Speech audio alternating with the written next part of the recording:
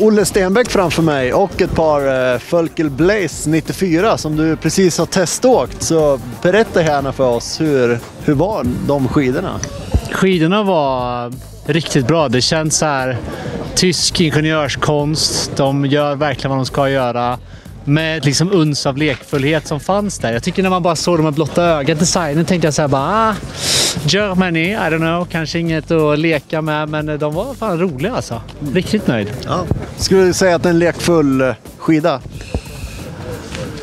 Inte mest lekfull liksom, men den är lekfull. Men ja.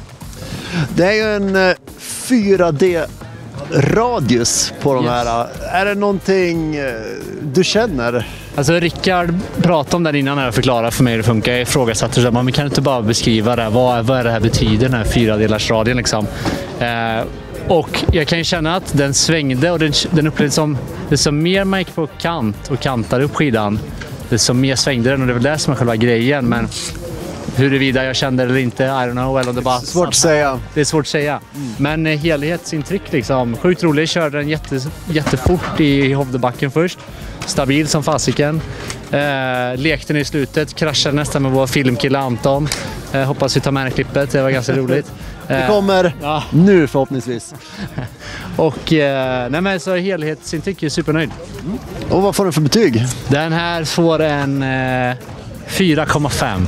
Det är så nära 5. Det är närmast idag. Det är närmast idag faktiskt. Varför får den inte en 5 då? Går det att förtydliga?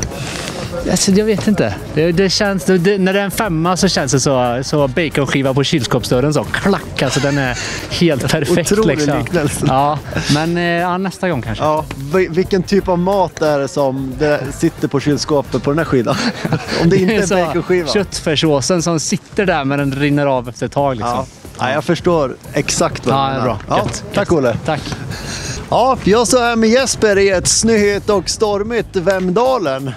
Och du Jesper har provat ett par Fölkel Blaze 94. Hur var den skidan att åka på? Den här var trevlig. Det är nog favoriten än så länge, vill jag börja med att säga. 179 lång.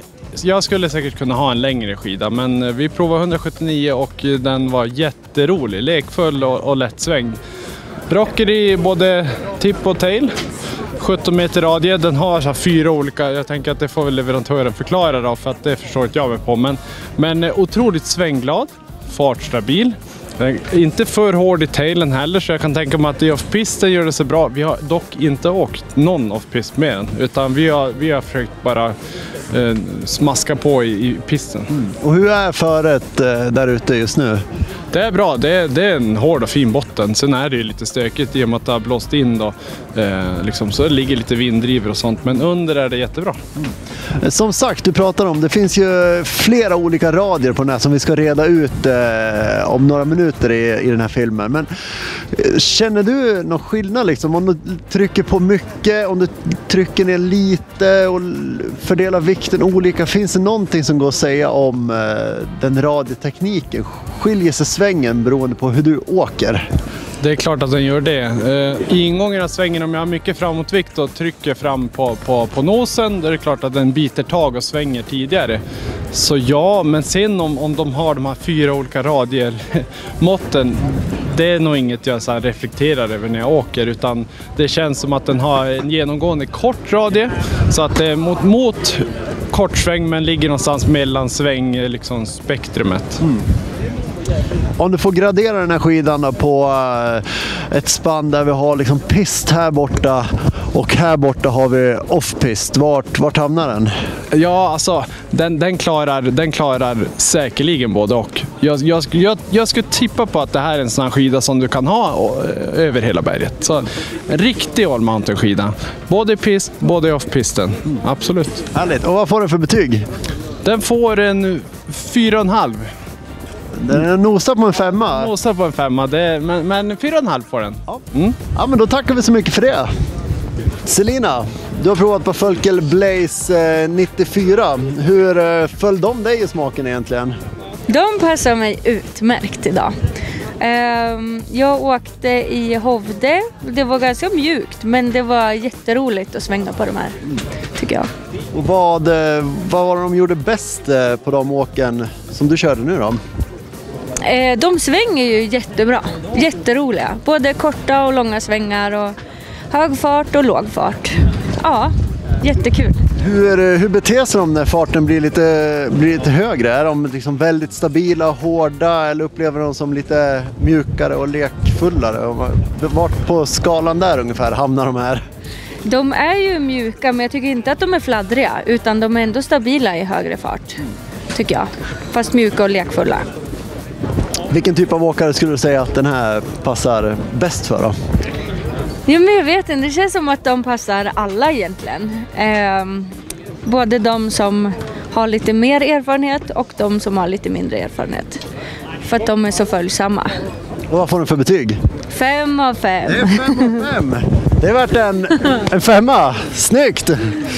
Tack så mycket! Jag står här med Rickard från Fölkel och ett par Blaze 94. Ja. Berätta vad det är för skida. Ja, men det här är ju en all-mountain skida. En liten sån här hybrid som man kan gå på tur med, men ändå en bra allround-skida. Om man vill åka i pist, off-pist, gå på tur. Man kan göra allt med den här.